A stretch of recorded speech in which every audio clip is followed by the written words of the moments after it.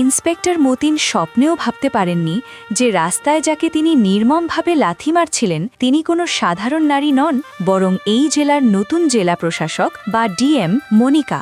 মনিকা সেদিন ছদ্মবেশের চা বিক্রেতার সাজে পথে নেমেছিলেন যাতে নিজের জেলার পুলিশের আসল রূপটি নিজের চোখে দেখতে পারেন। ইন্সপেক্টর মতিন বাইক থেকে নেমেই চিৎকার করে উঠলেন, ওই চাওয়ালা, কতবার বলেছি এখানে দোকান লাগাবি না, হপ্তা বের কর, না হলে এক্ষুনি সব উঠিয়ে ফেলে দেব। মনিকা শান্ত গলায় উত্তর দিলেন, স্যার, মেয়ের স্কুলের ফি দিতে হবে, এখন টাকা নেই। এই কথা শুনে মতিনের রাগ চরমে উঠল। তিনি চায়ের ঠেলায় জোরে এক লাথি মারলেন। কেটলি উল্টে গেল, ফুটন্ত চা মাটিতে ছড়িয়ে পড়ল এবং কাপগুলো ভেঙে চুরমার হয়ে গেল। ইন্সপেক্টর বললেন, হপ্তা না দিলে তোকে লকআপে ঢুকিয়ে দেব। ঠিক সেই মুহূর্তে মনিকা সোজা ইন্সপেক্টরের কলার ধরে থাপ্পড় মারলেন। মনিকা কঠোর স্বরে বললেন, মতিন, আজ তুমি শুধু একজন চা বিক্রেতাকে নয়, সরকারের সম্মানকেই লাথি মেরেছ। পর মুহূর্তেই সেখানে সাইরেন বাজিয়ে সরকারি গাড়ির কনভয় এসে থামল। উচ্চপদস্থ কর্মকর্তারা গাড়ি থেকে নেমেই সাধারণ পোশাকে থাকা মনিকাকে স্যালিউট করলেন। এটি দেখে ইন্সপেক্টর বিজয়ের পায়ের নিচ থেকে মাটি সরে গেল। ডিএম মনিকা